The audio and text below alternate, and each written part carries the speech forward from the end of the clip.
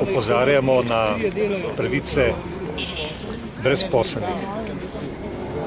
To so ljudje, ki so izgubili delo, to so ljudje, ki so jim zaradi tega kršene tudi mnoge druge pravice, ki jih brezposelni izjemno težko dosegajo. V mislih imamo pravice, ki izhajajo iz pokojninskega sistema. Pravice, da lahko greš v pokoj, se tem ljudem odmika. Pravice do zdravstvenih storitev se tem ljudem odmikajo, kajti žal je del zdravstvenega sistema pri nas vendarle odvisen od premoženjskega stanu. Več kot 30 tisoč mladih do 29 let je brezposelnih, tisti pa, ki delajo predvsem prekarne oblike dela, kot so delo za določen čas, več kot 71% vseh dela za določen čas, za honorarska dela, za avtorska dela. Tisti, ki še to ne dobijo, se morajo delati volontersko, potem pa pripravništva, ki so neplačena.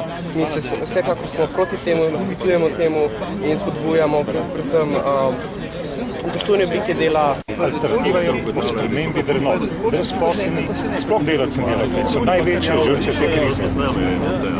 So žrtev neoliberalnih konceptov, ki vse stavi na konkurenčnost, dobičke, na banke, pozabljajo pa, da so ljudje, ki imajo pravico do normalnega življenja, do dela.